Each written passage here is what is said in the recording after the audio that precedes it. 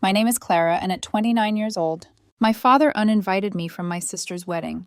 Then he called in panic when I revealed I owned every wedding vendor. If you have ever felt betrayed by the people who should have been your biggest supporters, let me know where you are watching from. I was at my home studio when my folks phoned. There are not enough seats for everyone at the wedding. Cuts had to be made, and you were among them. You understand? Correct. I took a big breath, but I'd already written a speech, and my airfare cost $750. It is non-refundable, Clara. My father's voice sliced through like a dagger. This is a formal occasion. People eat with many forks. Your sister's CEO pals will be there, and we understand that crowds make you uneasy. Dad, I'm 29. Remember to eat before you contact us back. You feel irritable when you're hungry. Beep, he hung up. My chest was filled with chilly dread. I dropped out of film school 7 years ago, and they still couldn't pretend I was important. An hour later, I received another call. It was their wedding planner. Ms. Clara, this is Hannah from Wedding Love. I am phoning concerning your sister's wedding next month. Your family contacted us regarding certain modifications. My stomach sank. What type of changes? They've removed you totally off the guest list, but they've also asked that we keep your $55,000 payment for the videography package. Your mother stated that the family had already earmarked those monies for other wedding expenditures. I insisted on paying for the videography package so that I could give my sister something unique. My hands were shaking now, but not out of despair. Hannah, I need to ask you something. What is the name of your wedding venue? The Horizon Estate is located downtown. Why? And who owns the property? I heard papers shifting. It is classified under Vision Media Group. My voice was steady now. How about the catering company? Silver Fork Catering, although I'm not sure why. She paused. Wait, it is also Vision Media Group. Keep going. The florist, DJ, and limousines. Her respiration quickened as I said each name. Ms. Clara, are you telling me that I own every vendor for this wedding? Every single one. The words felt odd coming out. 7 years of making people believe I was struggling while discreetly building a $1 million company in advertisements. 7 years later, you obtain a real job. And we recall what occurred at your prom as if I were still the awkward adolescent who stomped on Sarah's friend's dress. Cancel everything, I murmured gently. Every contract and every reservation. Send my parents an itemized bill that outlines exactly what their actual budget should cover. They can retain my videography deposit because they've already spent it. But ma'am, the wedding is in 4 weeks. There are 150 guests. Then they should start making calls. After I hung up, I sat in my studio surrounded by equipment that they dismissed as an expensive hobby. My phone vibrated with a text from Mom. Clara, we have made our decision. Nonetheless, the invitation included a clothing code. We understand how difficult those are for you. When you obtain a real job, you'll comprehend these choices. Do not contact your sister, I typed back. Understood. Good luck with the merchants. I was retrieving film from a disk when my phone burst with calls. I didn't recognize Mom, Dad, or my sister's numbers. I allowed them to ring till Dad phoned for the 6th time. Clara. His voice had lost all of its cockiness. He was scared and nearly screamed. Every vendor has just canceled. The location, the caterer, and everyone. There's been a catastrophic error. Make no mistake, Dad, they all work for me. The hush was so perfect that I could hear him breathing. That is impossible. You produce little videos. You are hardly able to afford... I create advertisements for Nike, Dad. Every vendor you recruited reports to me. We can figure it out. You're still family. Family? I laughed. You were scared an hour ago that I wouldn't be able to handle numerous forks. Clara, don't be too sensitive. You know, we only want the finest. No, Dad, you desire a wedding that you cannot afford. The phone rang again. This time it was my sister. I nearly didn't respond, but something made me pick up. Clara. Her voice was little and broken. She was weeping so hard she couldn't talk. What's happening? Mom and Dad are yelling. The venue phoned me personally. They stated everything was canceled. My rage subsided a little. Did you know they didn't invite me? What number? Mom mentioned that you had a major shoot that weekend and couldn't make it. Her sobbing became louder. I closed my eyes and felt the weight of what I'd done. They also retained my $55,000 deposit. They said they'd already spent it. $55,000. Clara, oh my God, I did not know. All of this was new to me. She was hiccuping now. That's how Mother used to do it when we were kids. Can you put it back? What about the vendors? My voice cracked. I apologize, but they have to learn. They can't keep treating me like we anymore. 7 years of being treated as if I were a child who couldn't use forks. But this is my wedding, she murmured. I had to pick between teaching my parents a lesson and celebrating my sister's most important day. I sat there gazing at my phone screen, Olivia's sobs running through my brain like a never-ending loop.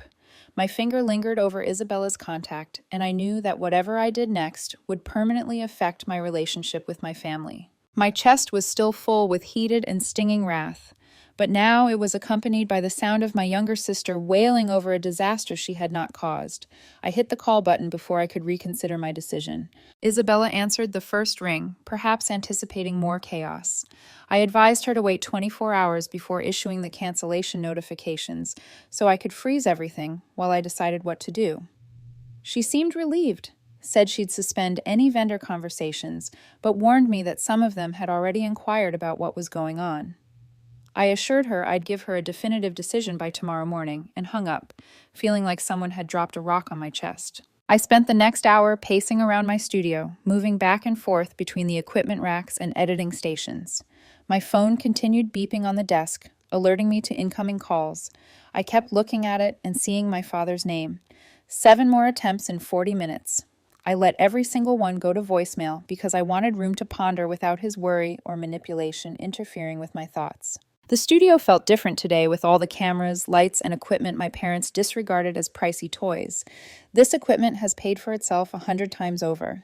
They had developed a business that they had no idea existed, and here I was using it as leverage in a family conflict I never wanted to fight. Around midnight, I finally had myself listen to my father's voicemails. I sat at my desk, put the phone on speaker, and played them in order. The first one was enraged, his voice tense and accusatory, stating I was silly and childish. The second one was perplexed, wondering how this could have happened, and demanding an explanation.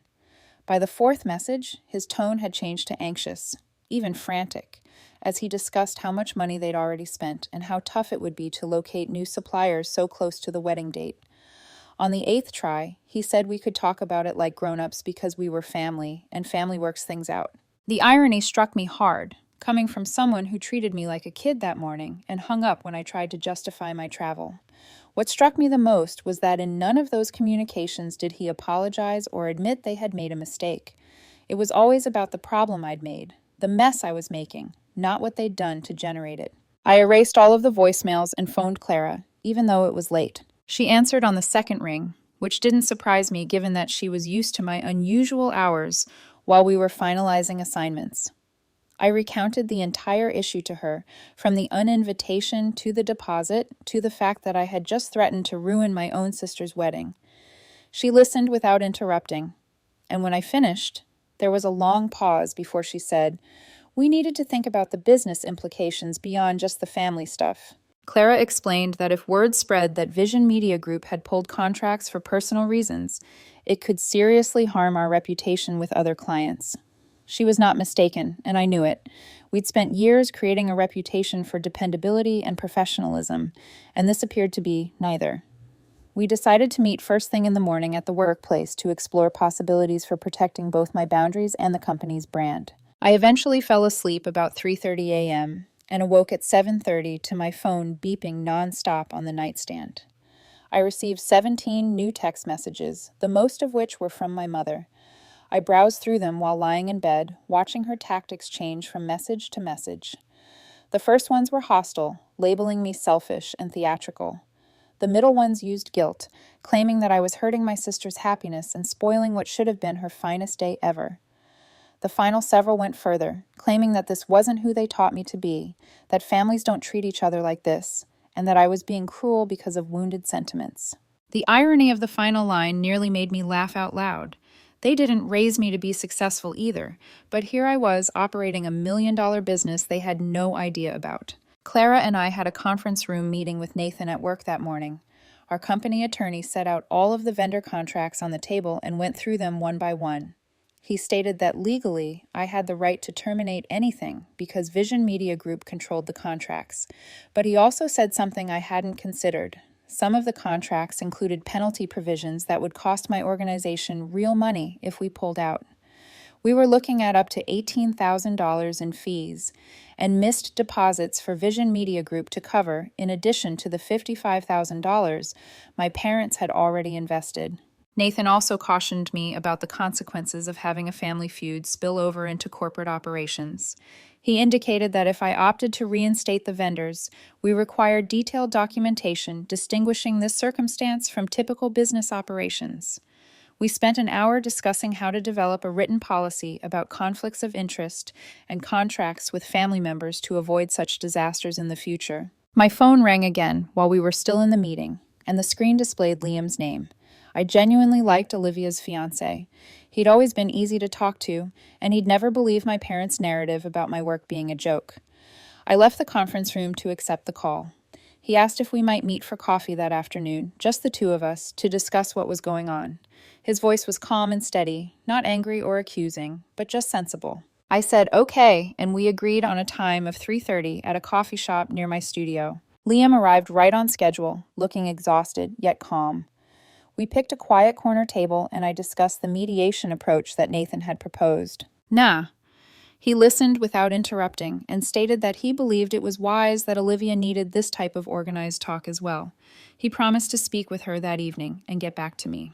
I drove back to my studio and opened my laptop to write the email requesting mediation. My fingers hesitated over the keyboard for a full minute before I began typing. I kept it brief and clear, stating that Nathan had recommended Shirley, a professional mediator, to assist us have a meaningful talk about what happened and how to proceed. I stated that I wanted to discover a route that would benefit everyone, but that we required clear communication and mutual respect to get there. I copied Olivia, my parents, Clara, and Nathan so that everyone got the same information. My finger trembled slightly as I pushed the submit button. Liam's response arrived within 5 minutes. He stated that he and Olivia were both eager to participate and appreciated my initiative. Olivia wrote a separate message 10 minutes later, expressing her relief and hope that this might help. Then I waited. My parents' response took 6 hours to arrive just after 9 p.m. My mother had written it, and I could sense her hesitancy in each word. She stated that although this seemed excessive for a family disagreement, they would attend if it meant resolving the situation. The fact that she still referred to it as a quarrel rather than accepting what they had done informed me precisely how much effort this would entail. I emailed all replies to Nathan and requested him to contact Shirley to schedule the sessions. He responded the next morning, stating Shirley wanted to meet with me separately before the family session. We booked it for 2 days in her downtown office.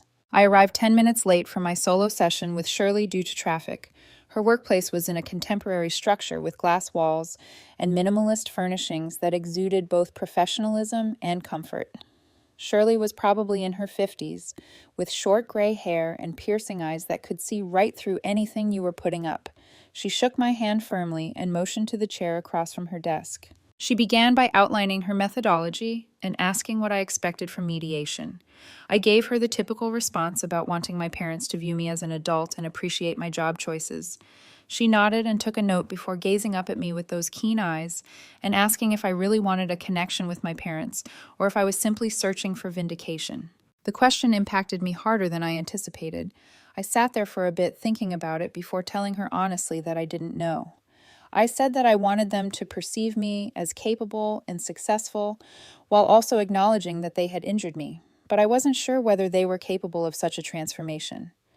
I told her about 7 years of being dismissed and treated as if I couldn't manage fundamental adult circumstances. She asked specific questions about my business, the prom event that they kept bringing up, and my connection with Olivia.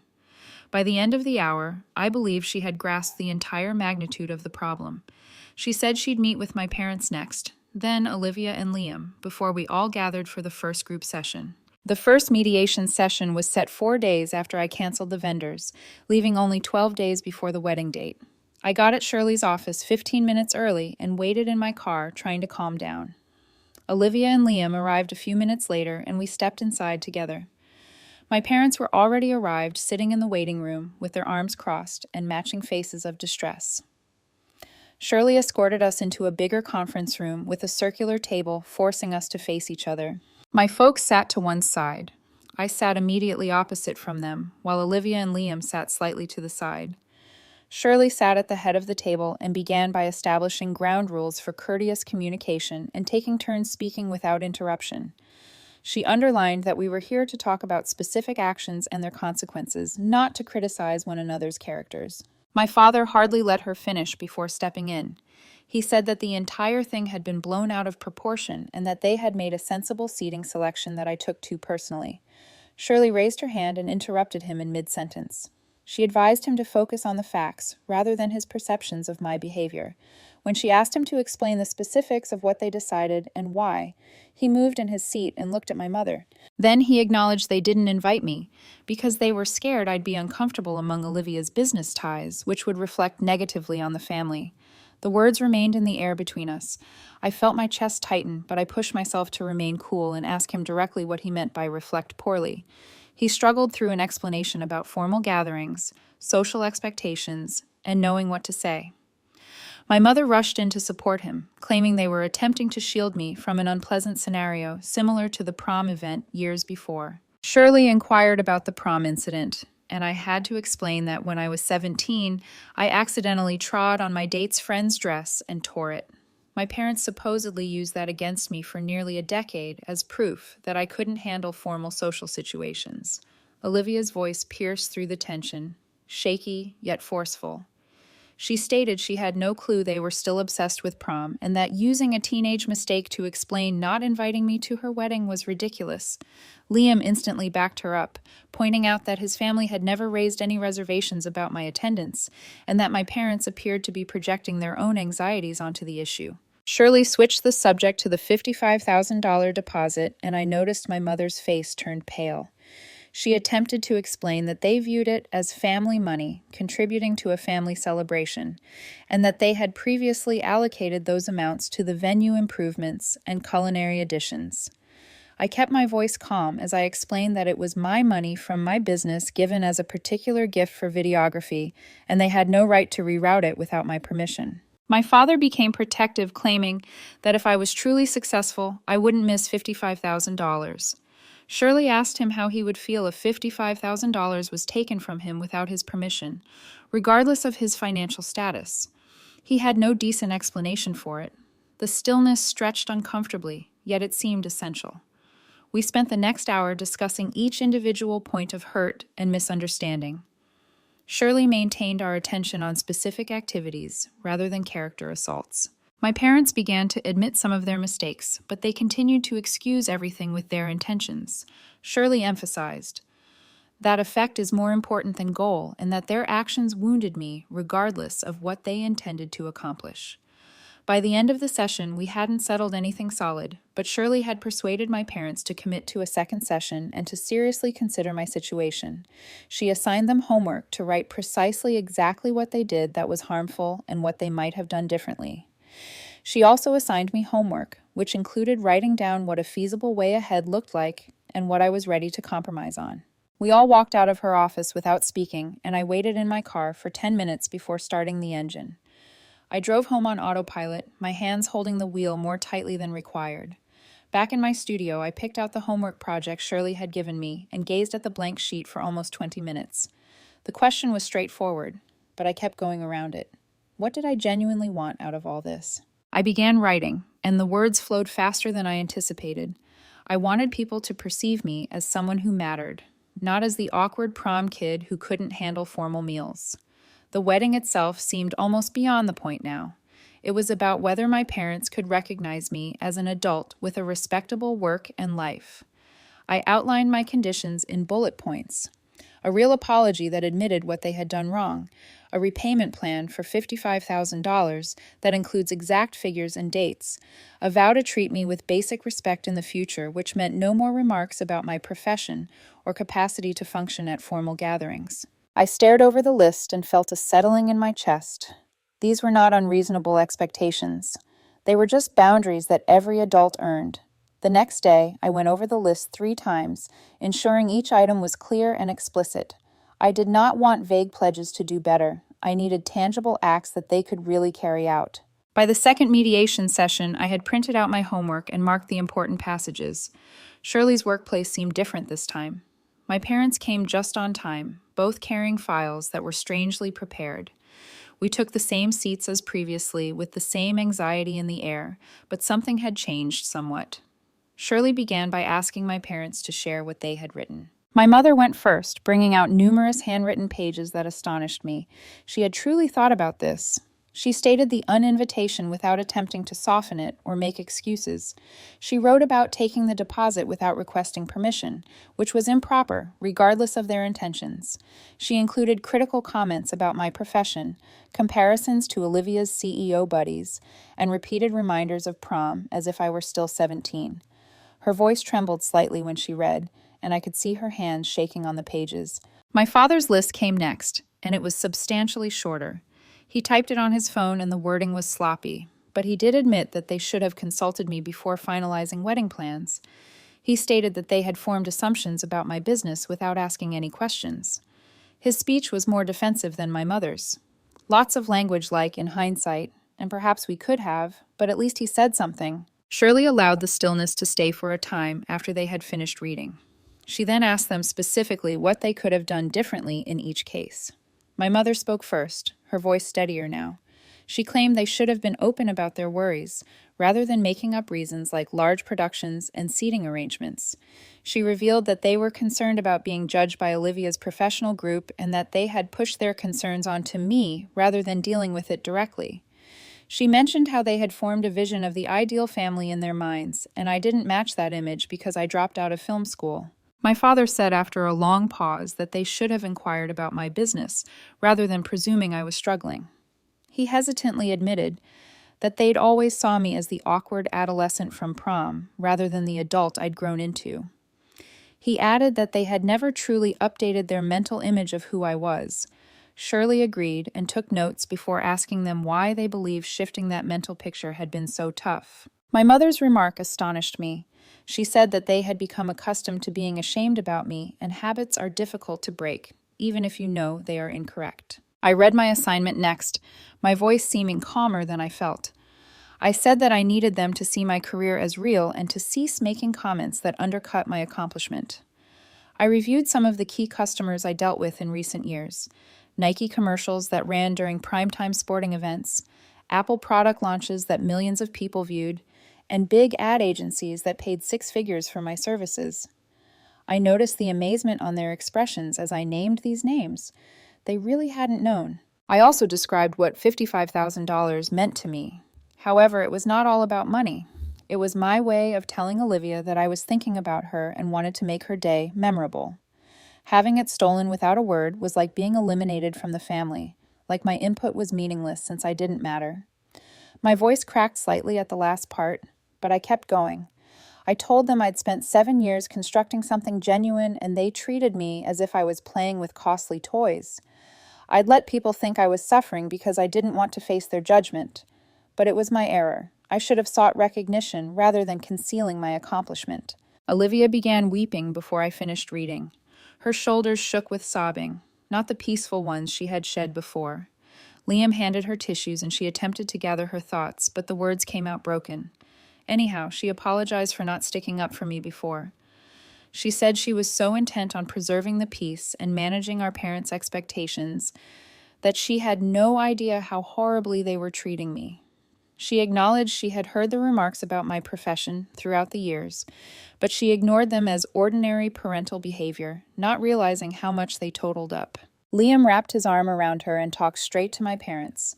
He stated that they wanted to make things right and were prepared to scale back the wedding greatly if it meant I was included and valued. He added that his own parents had been concerned about the size and expenditure from the start. They'd rather have something little and intimate. Olivia nodded against his shoulder and stated that she had never wanted a large wedding in the first place. That had been our parents' vision, not her own. My parents appeared to have been smacked. My mother's face became pale, and my father shifted in his seat uneasily.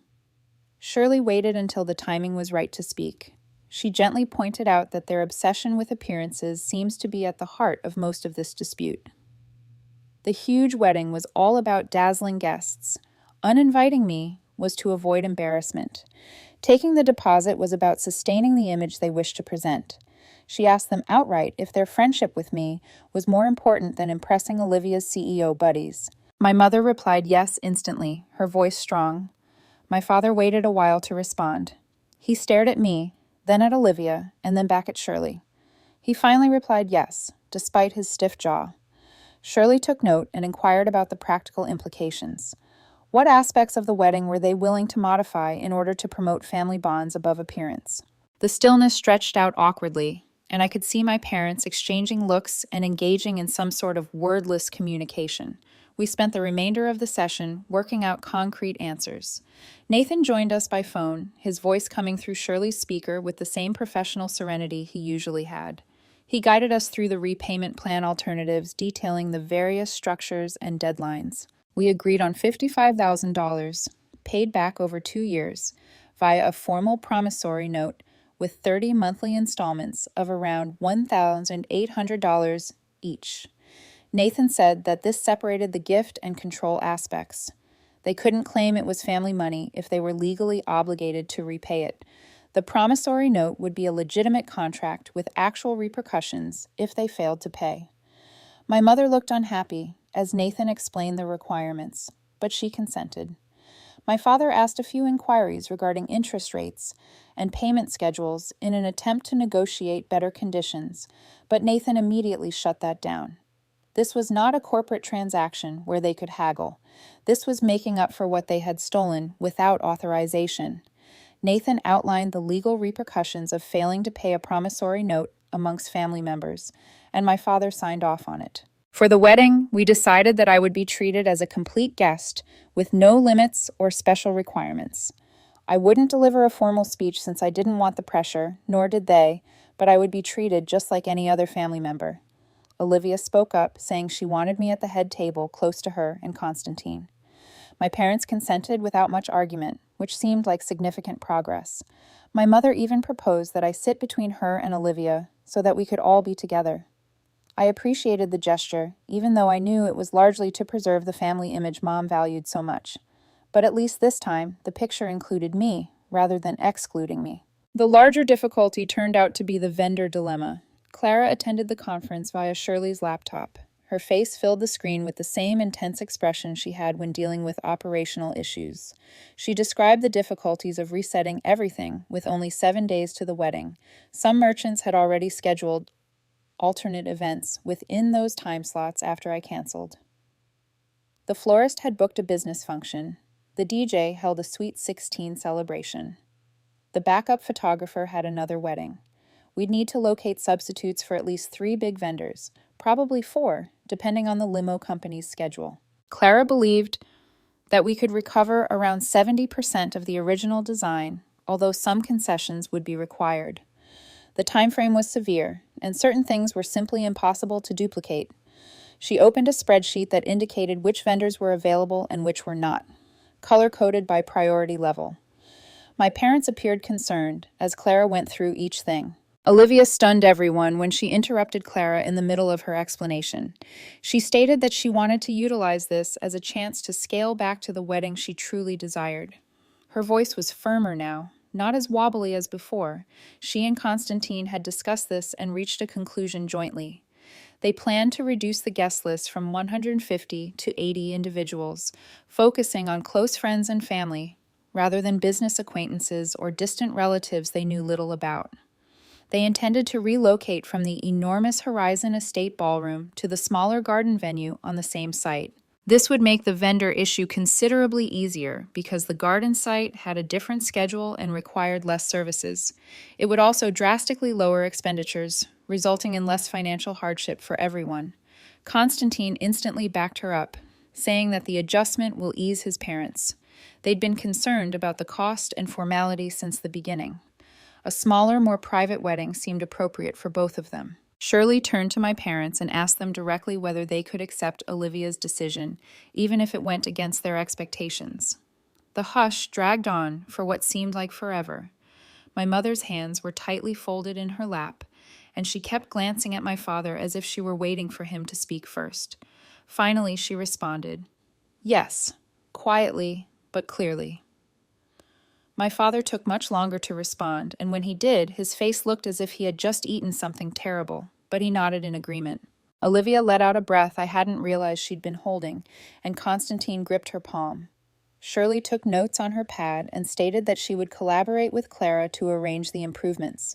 She then concluded the discussion by telling everyone that this was progress and that we should recognize it. Clara called or texted me every couple hours with updates for the following 4 days.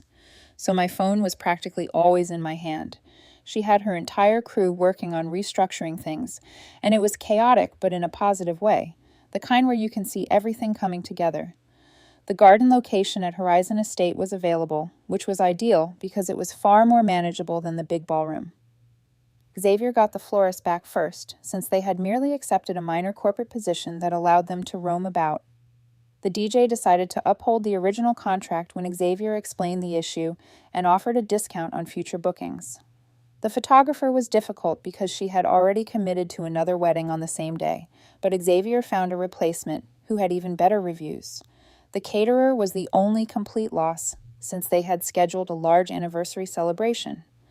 But Xavier discovered an outstanding substitute that Olivia preferred. When he showed her their menu, she was ecstatic with the unique selections available, things like fusion appetizers and unique beverages that the original caterer never proposed. I met with Isabella 3 times that week to completely recreate the videography package. She had all of the original plans, but I told her I wanted to manage the shoot myself, rather than sending one of my regular teams. She looked astonished and asked if I was certain because it was family and things might become tricky. That's exactly why I wanted to handle it myself, I said, because this wedding had gone from being just another celebration to something far more significant. Olivia attended one of these sessions, and we spent the entire day talking over shot lists. She informed me about the most important events for her, such as the first glance with Liam, her mother assisting with the veil, and the toast during dinner. She continued repeating she couldn't believe I was doing this for her, and I kept assuring her that was what I had planned to do from the beginning, before everything went wrong. My parents sent out the updated guest list along with a note about trimming back to a more personal event. I saw the email since they copied me, and the phrasing was guarded, as if they didn't want to confess they made a mistake the first time. My mother contacted me the next day, and I could see she was worried about what people might say. Then she said something that astonished me. She claimed Olivia had made the correct decision, and she was not going to argue with her about it. Later that week, I caught her on the phone with one of her friends discussing the adjustment, and she seemed pleased of Olivia for understanding what she wanted. It was strange hearing my mother speak in that manner, because she typically needed to control everything. But perhaps Shirley's mediation was effective. My dad contacted me 4 days before the wedding, and this time it wasn't about logistics or vendor issues. He inquired about the state of my business, and although I attempted to respond quickly, he declined. He wanted to fully comprehend what I accomplished. So I described how Vision Media Group operated, how I had built up the vendor network, and what kind of commercial projects I worked on. He listened without interrupting, which may have been a first for our relationship. Then he stated that he had never understood my job and had formed assumptions based on his lack of knowledge in the business. He claimed that commercial filming consisted solely of creating YouTube videos or photographing weddings for a low cost. I told him about the Nike commercial and the Apple project, and he kept insisting he had no idea, as if he couldn't believe that his daughter had created something so successful. It wasn't a full apology, but it was the first time we'd had a serious discussion about my profession in 7 years. I awoke 2 days before the wedding to a long email from my mother. I read it on my phone before getting out of bed. I read it twice more because I couldn't believe what I was seeing. She wrote about how she and my father had been so preoccupied with projecting the ideal family image that they had lost sight of what was truly important. She said they had viewed me as a problem to be solved rather than a kid to be cherished. She admitted that they had made mistakes concerning my career, uninvited me, and taken my money without asking. She stated she wanted to do better in the future and hoped I would give them the opportunity to show it. When I read it, I felt something in my chest relax. Like a knot I'd been holding for years, it finally started to unravel. We held the rehearsal the day before the wedding in the garden site, which was lovely. The setting was intimate and personal in a manner that the large ballroom could never have been. Flowers were already being set up, and the natural light shining through the trees made everything appear gentle and pleasant. My parents arrived looking worried, but they were trying. I could see it. They made no comments regarding the lower size or attempted to suggest adjustments. My father really helped Constantine decide where everyone should stand during the ceremony. Then he joked about me knowing how to use all of the forks at supper. And for once, It did not feel cruel. It seemed more like he was attempting to admit how ridiculous his fears had been. That evening, the immediate family went to eat at an Italian restaurant near the site. Olivia was more calm than I had seen her in months, as if a weight had been removed from her shoulders. Liam continued praising everyone for being accommodating to the modifications, while my parents kept reiterating it was Olivia's day and they simply wanted her to be happy. They were quieter as usual, not dominating the conversation as they typically do. My father asked me about a project I was working on and genuinely listened to my response. My mother inquired about my equipment and was genuinely interested as I described the differences between the cameras I used. Sophia drew me aside as I walked to the restroom and told me Olivia had been so much happier since the wedding plans altered. She had previously been anxious and unhappy, but now she was eager about being married. On the morning of the wedding, I arrived to the garden site at 6:30 to set up my camera equipment. The sun was just about to rise and the light was ideal. That warm golden tint makes everything appear lovely. I wandered about examining angles and arranging photos as Clara's team did the final touches on the flowers and table decorations. The setting looked wonderful with its natural light and plants. Clara arrived at 7:30 with coffee and joked about this being the most high-stakes shot.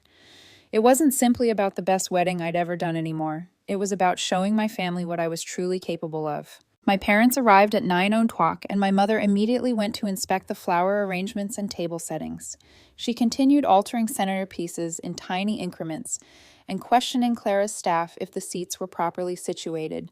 However, her voice sounded different than normal, less dominating, and more like she needed to accomplish something with her hands.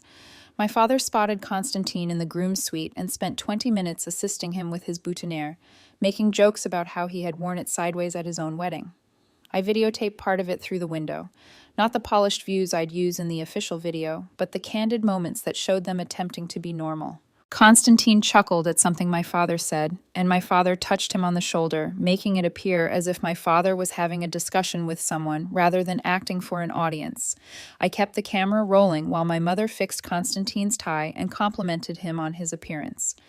And as she went away, I noticed her frantically wiping her eyes as if she didn't want others to see. These seemingly insignificant instances felt significant, as if they demonstrated that we were all capable of being kind to one another once we stopped thinking about looks.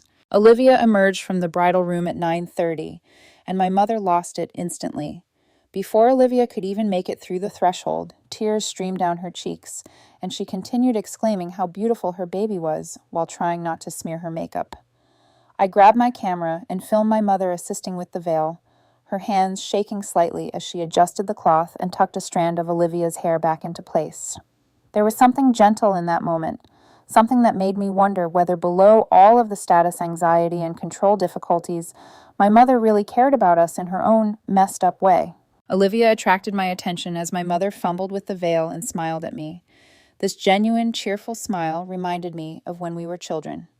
My father entered in the doorway and simply stood there staring at Olivia for a long time before saying, "She looks perfect." He spotted me shooting, and instead of making a joke about my working at my own sister's wedding, he simply nodded. It wasn't quite approbation, but more of a recognition that I was doing something worthwhile. He could see it now. The ceremony began at 10 Hunnic, and it was wonderful in terms of simplicity and personalization. 80 people filled the outdoor space without overcrowding, and everyone could see and hear everything that transpired. I strolled between the rows with my camera, photographing how the dawn light filtered through the trees and illuminated Olivia's dress. Constantine's tears streamed down his cheeks as she walked down the aisle. The way both sets of parents were sobbing made me realize that filming and beautifying people's crucial moments is what I do at work. However, today seemed different because my people, family, and sister were getting married. I captured images of Sophia straightening Olivia's train and wiping away her own tears. Constantine's parents held hands during the vows. My father reached over to grasp my mother's hand when Olivia responded, "I do." Every frame was more important than any Nike commercial I'd ever done, because this was the day my family began to perceive me as someone important. The event moved into the garden pavilion where guests ate, danced, and rejoiced as I continued to shoot. Around midday, my father stepped up to deliver a toast. and I almost put down the camera because I wasn't sure I wanted to film what he was going to say. But then he began talking about both of his children and their successes, giving our real names and explaining our true jobs. For the first time, he specifically identified Vision Media Group. He said he was proud of Olivia for pursuing a profession in finance, and of me for establishing a successful production business, and that both of his children had selected spouses who supported their goals rather than attempting to modify them. It wasn't a complete apology for all that had transpired, and he didn't mention the wedding fiasco or the years of discounting my work, but it was an improvement. He was there in front of 80 people claiming me as his successful daughter rather than denying my existence. And that meant something. I kept recording, despite the fact that my hands were shaking somewhat. When he finished and everyone applauded, he looked directly at me and lifted his glass. Later in the evening, as things were winding down, Olivia took my arm and drew me away from the crowd. She told me she was glad I hadn't given up on the wedding or the family, and that seeing me establish limits showed her she could do the same. She said that this is why she felt strong enough to cut down to the wedding she really wanted, rather than the spectacle our parents were organizing. We hugged, and I realized that maybe there was some good to come out of this catastrophe. She had discovered her voice and learned to say no to things that did not benefit her. And I discovered that I didn't have to tolerate being treated as a child simply because we were related. This calamity had forced both of us to mature slightly. As the reception ended, my mother approached me and asked if we could speak quietly. We went away from the pavilion and down the garden path, and she told me she had been thinking about how they had treated me over the years. She said that she and my father had been clinging on to an outmoded idea of who I was, seeing me as the awkward adolescent from prom rather than the adult I'd grown into. She realized it wasn't fair to me or our relationship, and she wanted to start again with regular dinners, where they listened rather than lectured. Her speech was subdued, and she kept staring at the ground rather than at me, as if she was embarrassed to speak all of this aloud. I told her honestly that I was willing to try, but it would take time to reestablish trust. The uninvitation and deposit problem were not unique events. They were part of a 7-year-long habit of contemptuous behavior. Every statement about obtaining a real job, every comparison to Olivia's CEO pals, and every time they treated my profession as a pastime rather than a company had contributed to this wall between us. She nodded, saying she understood and that she and my father were committed to doing the work through ongoing mediation sessions with Shirley. It wasn't a miraculous reunion in which everything instantly turned great, but it was a solid foundation for creating something better. The next week, I received a message on my phone indicating funds had been placed into my company account. I examined and found $3,000 with the remark, "First installment of 30." My parents had made their first payment on the repayment plan without my reminding them or sending Nathan after them, which felt substantial. I conveyed the message to Nathan, who acknowledged receipt and modified the promissory note in our files. Clara noticed the email correspondence and joked about having all family members sign contracts before any future contacts. And truthfully, it wasn't the worst notion I'd ever heard. Perhaps putting everything on paper would require everyone to be explicit about expectations rather than making assumptions. 3 weeks after the wedding, I completed editing the movie and headed to Olivia and Constantine's apartment to give it. They sat on their couch and watched the entire event while I stood anxiously near the door, and toward the end, they were both in tears. Olivia thought it was great that I had captured the essence of the day and made it lovely without being artificial. She shared several clips on social media that weekend with a remark about how private weddings were preferable to large productions, and some of her CEO pals noted that they wished they had done something similar instead of the large festivities they had planned. Liam sent me a long note thanking me for the video and for making the wedding possible at all. We had another family meal a month after the wedding, but this time it was at my studio, allowing my parents to view my workstation. I gave them a tour of the equipment, editing bays, and the little soundstage we utilized for certain shots. They continued asking questions about how things worked. Then I showed them some of my commercial work, including a Nike commercial that was carried nationwide on sports channels. My father kept exclaiming, "You made this," as if he couldn't believe that his daughter had developed something that was being displayed to millions of people. My mother asked extensive questions regarding the production process, such as how many people were on site, how long it took to film and edit, and how the client approval process worked. It was odd to see them engaged in my work after years of dismissing it as creating small films. But I tried to answer everything honestly and show them what my job truly entailed. They remained for 4 hours looking at various projects and asking questions. And after they went, my father shook my hand and said he was impressed. It wasn't everything I had hoped for from them, but it was more than I had previously received.